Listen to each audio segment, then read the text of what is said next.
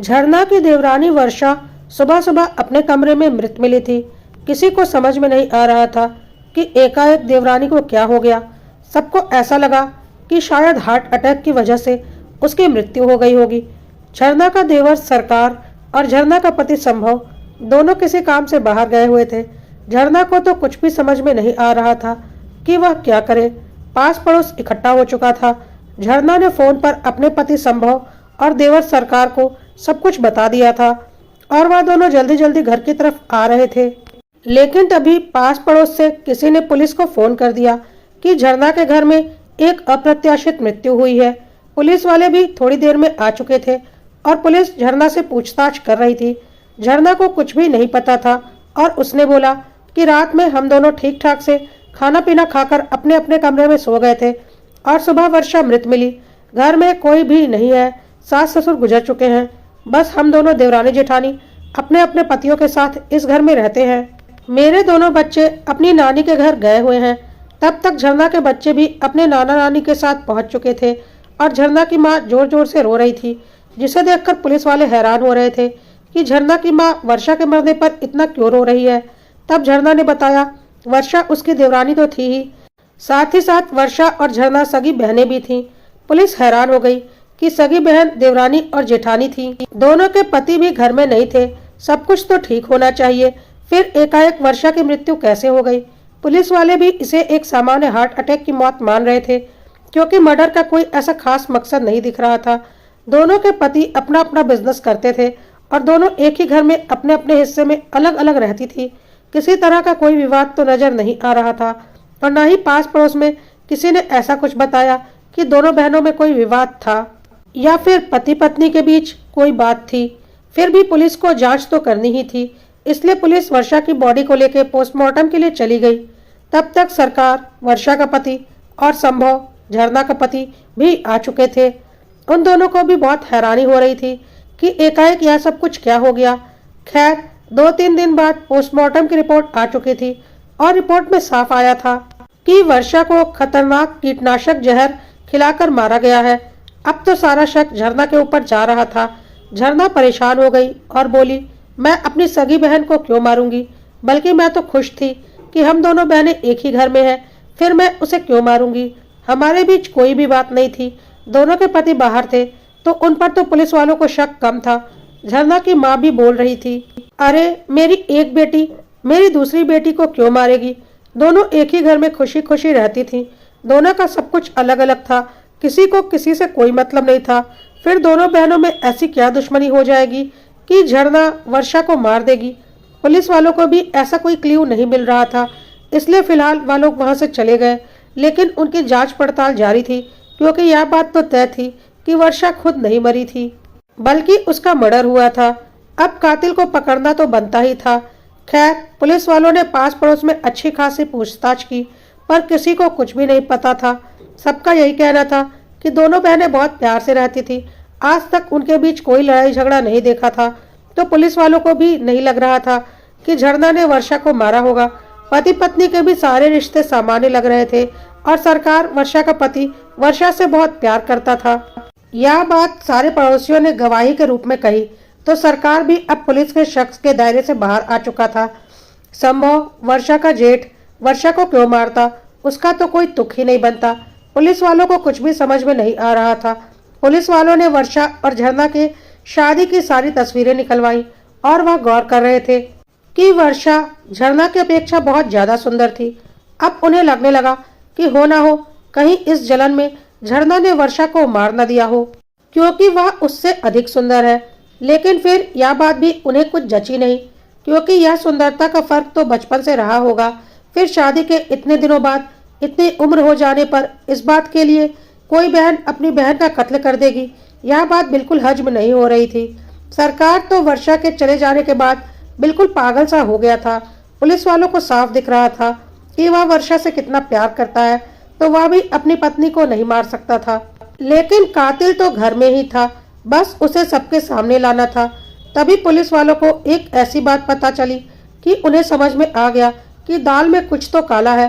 कुछ पड़ोसियों ने बताया कि झरना और वर्षा देवरानी जेठानी तो थी, झरना जेठानी थी और वर्षा देवरानी। लेकिन असलियत में वर्षा झरना की बड़ी बहन थी। यह बात सुनकर पुलिस वालों के होश उड़ गए कि यह कैसे हो सकता है कि बड़ी बहन की शादी छोटे भाई से हो गई और छोटी बहन की शादी बड़े भाई से हुई, जबकि झरना की शादी आज से 5 साल पहले हो चुकी थी और उसके 2 बच्चे भी थे जो कत्ल के वक्त अपने नानी के पास थे, और वर्षा की शादी अभी 1 साल पहले ही हुई थी। तो फिर आखिर झरना और वर्षा के माँ बाप ने छोटी बेटी की शादी पहले क्यों की, वह भी बड़े भाई से, और उसी के छोटे भाई से अपनी बड़ी बेटी की शादी कर दी, वह भी उसकी शादी के 5 साल बाद। यह बात किसी को भी हजम नहीं हो रही थी। इस बारे में जब झरना के माँ बाप से बात की गई तो पुलिस वालों को एक नई कहानी पता चली। झरना के माँ पापा ने बताया कि संभव की शादी उनकी बड़ी बेटी वर्षा के साथ ही तय हुई थी और उस वक्त हम झरना की शादी नहीं करने वाले थे, लेकिन वर्षा का किसी लड़के के साथ अफेयर था और वह उसी के साथ शादी करना चाहती थी, इसलिए वह शादी के कुछ दिन पहले उस लड़के के साथ भाग गई थी। वर्षा के भाग जाने से दोनों घरों की बहुत बदनामी होती, इसलिए संभव के माता पिता ने झरना के साथ संभव की शादी का प्रस्ताव रखा, जिसे झरना के माता पिता ने सहर्ष स्वीकार कर लिया, क्योंकि गलती उनकी बेटी वर्षा की थी और उसकी गलती की वजह से शायद आगे झरना की शादी में दिक्कत आती और दोनों घर की बदनामी होनी भी तय थी। तो पुलिस वालों ने पूछा, फिर वर्षा झरना की देवरानी कैसे बन गई? झरना के माँ पापा ने बोला, वर्षा उस वक्त जोश जोश में अपने बॉयफ्रेंड के साथ भाग तो गई थी, लेकिन वह लड़का अच्छा नहीं था और उसे बहुत सताता था। उसने वर्षा को शारीरिक और मानसिक दोनों रूप से बहुत ज्यादा प्रताड़ित किया था और फिर एक दिन उसे छोड़कर वह कहीं भाग गया। वर्षा हर तरह से असहाय हो चुकी थी और थक हार कर अपने माँ बाप के पास लौट आई थी। उसके आंसुओं ने माँ बाप को पिघला दिया और माँ बाप ने वर्षा को स्वीकार कर लिया था। इधर झरना का विवाह हुए लगभग 4 वर्ष बीत चुके थे और झरना के सास ससुर इस बीच एक रेल दुर्घटना में गुजर चुके थे। झरना का एक देवर था सरकार, और उसकी शादी की जिम्मेदारी अब झरना और संभव के सिर पर थी, क्योंकि संभव सरकार का बड़ा भाई था। वर्षा के माँ बाप ने झरना को बहुत मनाया कि वर्षा की जिंदगी खराब हो चुकी है, अब उससे कोई लड़का शादी नहीं करेगा, सरकार की शादी तुम लोगों को ही करनी है, तो तुम लोग वर्षा की शादी सरकार से करवा दो, उसकी जिंदगी संवर जाएगी। पहले तो झरना और संभव इस बात के लिए तैयार नहीं थे, क्योंकि वर्षा ने क्या किया था यह बात सब लोग जानते थे और संभव किसी भी कीमत पर अपने छोटे भाई की शादी वर्षा जैसी लड़की से नहीं करता।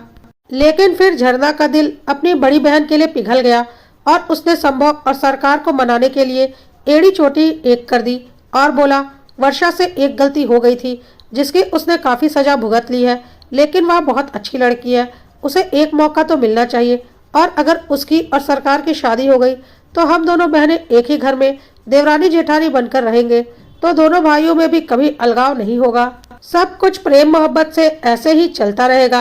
काफी मशक्कत के बाद झरना ने अपने पति संभव को अपने देवर सरकार की अपनी बहन वर्षा से शादी करने के लिए मना ही लिया था, और इस तरह से वर्षा की शादी सरकार से हो गई थी और वर्षा झरना के देवरानी बनकर उसके घर में आ गई। और इस बात को 1 साल बीत चुका था। वर्षा और सरकार आपस में पति पत्नी के रूप में बहुत खुश थे।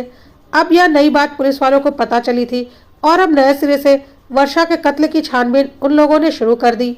वर्षा जिस लड़के के साथ भागी थी उसको भी पुलिस वालों ने खोज निकाला और उसकी भी अच्छे से धुनाई करके पूछताछ की, लेकिन पुलिस को कुछ भी सबूत हाथ नहीं लगा।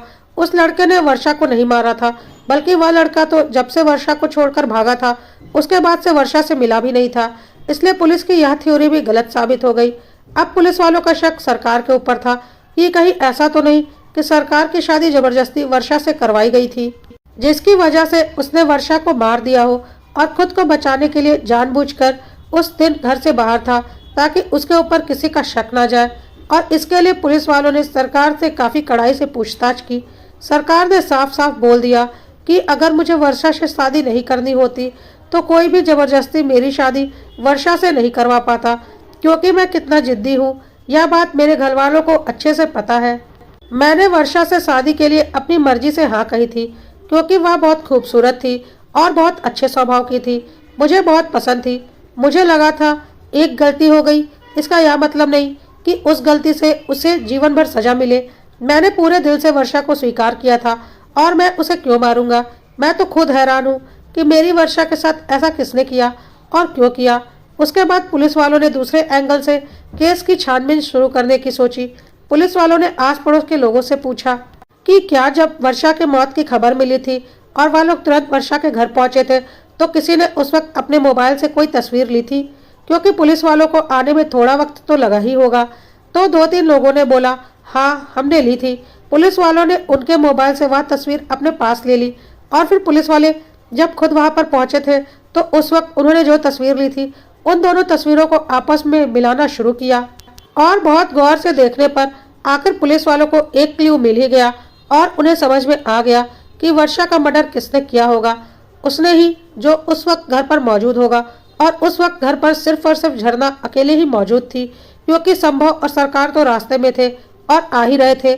झरना की माँ भी आ ही रही थी। सबसे पहले झरना ने ही हल्ला मचाया था वर्षा की मौत का, और पड़ोसियों ने ही सबसे पहले वर्षा की लाश को देखा था। उसके बाद पुलिस वालों ने देखा था और तस्वीरें ली थी, और दोनों तस्वीरों में आए इस फर्क ने मर्डर की सारी पोल खोल दी थी। पुलिस वाले सीधे झरना के घर गए और झरना को बोला, हम तुम्हें तुम्हारी बहन वर्षा के कत्ल के इल्जाम में गिरफ्तार करते हैं और हमारे पास तुम्हारे खिलाफ पक्के सबूत है। अब तुम खुद ही कबूल कर लो कि तुमने ही अपनी बहन वर्षा को मारा है। झरना ने बोला, यह क्या पागलपन है, और मैं वर्षा को क्यों मारूंगी, और आपके पास ऐसे कौन से सबूत है कि मैंने ही अपनी बहन वर्षा को मारा है। पुलिस वालों ने बोला, हमारे पास पूरे पक्के सबूत हैं जिनसे कि हम कोर्ट में बहुत आसानी से साबित कर देंगे, लेकिन उसके पहले तुम यह बताओ कि तुमने वर्षा को क्यों मारा। वह तो तुम्हारी सगी बहन थी और तुमने खुद उसकी शादी अपने देवर सरकार से करवाई थी। थोड़ी कड़ाई से पूछताछ करने के बाद झरना टूट गई और उसने बोला, हाँ मैंने मारा है वर्षा को, मैंने ही मारा है। पुलिस वालों ने बोला, वह तो हमें पता चल ही चुका है कि वर्षा को तुमने ही मारा है, क्योंकि जब हमने पड़ोसियों द्वारा ली गई तस्वीर और अपने द्वारा ली गई तस्वीरों को मैच कराया तो तुम्हारी सारी पोल खुल गई थी। तुमने वहां हमारे आने से पहले और पड़ोसियों की नजरें बचाकर क्या कारस्तानी की थी। पड़ोसियों ने जो वर्षा की मृत्यु के बाद पहली तस्वीर ली थी उसमें किनारे पड़े टेबल पर एक मिठाई का डब्बा साफ दिख रहा था, जो कि हमारी ली तस्वीरों में नहीं दिख रहा था। मतलब कि इस बीच हमारे आने से पहले तुमने उस मिठाई के डब्बे को हटा दिया होगा, क्योंकि तुम्हारे घर में और कोई पड़ोसी तो तुम्हारी चीज छुएगा नहीं, और तुम्हारे पति, देवर और माँ उस वक्त तुम्हारे घर पर थे नहीं, तो मिठाई का डब्बा हटाने का क्या तुक बनता है, वह भी उस वक्त जब घर में सगी बहन या देवरानी की मृत्यु हुई हो। हमें दाल में कुछ काला लगा और हमने उस डिब्बे के आधार पर मिठाई की दुकान का पता लगाया, और वहां तुम्हारी तस्वीर दिखाकर पूछने पर पता चला तुम रात में उस दुकान से लड्डू खरीद कर लेकर गई थी। वर्षा की मौत जिस जहर से हुई थी वह खेतों में डालने वाला एक खतरनाक कीटनाशक था जो अनाज में कीड़े लगने से बचाता है। हमने आसपास के ऐसे दुकानों में जहां वह जहर मिलता है तुम्हारी तस्वीर दिखाकर पूछा तो पता चला तुमने एक दुकान से खेतों में डालने के नाम पर वह जहर खरीदा था। बस हमें समझ में आ गया कि आज ही लड्डू और जहर खरीदा गया, वह भी तुम्हारे द्वारा, और अगले ही दिन तुम्हारी बहन मर गई, वह भी उसी जहर से, और उसी दुकान की मिठाई का डब्बा उसके कमरे में पड़ा हुआ था। तो बात क्लियर है, अपनी बहन को तुमने मारा। अब साफ साफ बताओ तुमने ऐसा क्यों किया। यह सब कुछ सुनकर झरना पूरी तरह से टूट चुकी थी और समझ चुकी थी कि अब झूठ बोलने से कोई फायदा नहीं, इसलिए अब उसने सब कुछ बताने का फैसला कर लिया और बोली, हाँ मैंने ही मारा है अपनी बहन वर्षा को। मेरी जिंदगी बर्बाद कर रही थी वह, मैंने उसकी बर्बाद हुई जिंदगी को सुधारा और वह मेरी ही जिंदगी बर्बाद करने पर तुली हुई थी। पुलिस वालों ने बोला, या तुम कैसी बकवास कर रही हो, भला वर्षा तुम्हारी जिंदगी क्यों बर्बाद करेगी और कैसे बर्बाद कर रही थी। तुम लोगों का तो सारा बिजनेस अलग अलग था, दोनों के पति अपना अपना अच्छा कमाते खाते थे। झरना ने बोला, वह बात नहीं थी, वर्षा मुझसे काफी ज्यादा सुंदर थी और उसकी शादी ही संभव के साथ तय हुई थी, लेकिन मेरी शादी संभव के साथ हो गई थी और फिर उसके बाद उसकी बर्बाद जिंदगी को सुधारते हुए मैंने उसकी शादी सरकार से करवा दी थी। लेकिन मुझे संभव की आंखों में साफ दिखता था कि वह हर मामले में वर्षा को मुझसे 20 मानता था और उसे कहीं न कहीं ऐसा लगता था कि वर्षा की शादी उससे ही होनी चाहिए थी। संभव वर्षा की तरफ आकर्षित हो रहा था और मुझे ऐसा लगता था कि एक ना एक दिन वर्षा मेरे पति को भी अपने कब्जे में ले लेगी और इस घर पर राज करेगी और मुझे दूध से मक्खी की तरह निकाल कर फेंक देगी। मैं नहीं चाहती थी कि ऐसा कुछ हो। मुझे वर्षा के ऊपर थोड़ा भी भरोसा नहीं था। मुझे ऐसा लगता था कि वह मेरे पति को फंसाने की कोशिश कर रही है। यह सब कुछ सुनकर संभव हैरान हो गया और बोला, पागल हो गई हो क्या झरना, मैंने आज तक वर्षा को उस नज़र से नहीं देखा। हाँ, मेरी शादी वर्षा के साथ तय जरूर हुई थी, लेकिन जिस दिन मेरी शादी तुमसे हो गई उसी दिन से मैंने वर्षा के बारे में कभी नहीं सोचा। और अब तो वह मेरे छोटे भाई सरकार की पत्नी थी। तुम इतना गंदा कैसे सोच सकती हो? झरना ने बोला। पता नहीं क्यों, लेकिन मुझे वर्षा के ऊपर भरोसा नहीं था। मुझे लगता था जो लड़की एक बार ऐसा कर सकती है, क्या पता वह दोबारा भी ऐसा कुछ कर जाए। मैं अपने आप को सिक्योर फील नहीं कर पा रही थी, क्योंकि भले ही मैं वर्षा से छोटी थी, लेकिन मेरे 2 बच्चे हो चुके थे। मेरा शरीर बेडौल हो चुका था। देखने में भी मैं वर्षा से कम खूबसूरत थी। तो मुझे ऐसा लगने लगा था कि सरकार, उसका पति तो उसका दीवाना है ही, कहीं मेरा पति भी उसका दीवाना ना हो जाए तो फिर मेरा और मेरे बच्चों का क्या होगा। मुझे ऐसा लगने लगा था कि वर्षा और सरकार की शादी करवाकर मैंने अपनी जिंदगी की सबसे बड़ी गलती कर दी है, जिसका खामियाजा मैं और मेरे बच्चे भोगेंगे। वर्षा और संभव अगर कुछ सामान्य सी बातें भी करते तो मैं उन्हें शक की नज़र से देखने लगती थी। मुझे उन दोनों का बात करना भी पसंद नहीं था, इसलिए तंग आकर मैंने वर्षा को अपने रास्ते से हटाने की सोच ली। और मुझे उस दिन अच्छा मौका मिल गया, क्योंकि मेरे दोनों बच्चे नानी के घर गए हुए थे और दोनों भाई अपने काम से बाहर गए हुए थे। हम दोनों घर में अकेले थे, इसलिए मुझे कोई डर नहीं था कि जहर वाली लड्डू कहीं कोई और ना खा ले। मुझे पता था वर्षा को लड्डू बहुत पसंद है, इसलिए मैंने उसे वह लड्डू खिला दिए जिसमें मैंने जहर मिला रखा था। और बहन के ऊपर विश्वास करते हुए उसने बहुत प्यार से मेरे हाथों से लड्डू खाए और बोला, वाह बहन, तुझे अपनी बहन की पसंद अभी तक पता है कि मुझे लड्डू कितने पसंद है। कहकर उसने 2-3 लड्डू खा लिए, लेकिन उसमें इतना तगड़ा जहर था कि उन लड्डू को खाकर जैसे ही वह सोई फिर कभी उठी ही नहीं। बस मुझसे यह गलती हो गई कि पड़ोसियों को बुलाने से पहले मैंने वह लड्डू का पैकेट वहां से नहीं हटाया। अगर मैंने वह पैकेट हटा दिया होता तो शायद मैं कभी पकड़ी नहीं जाती।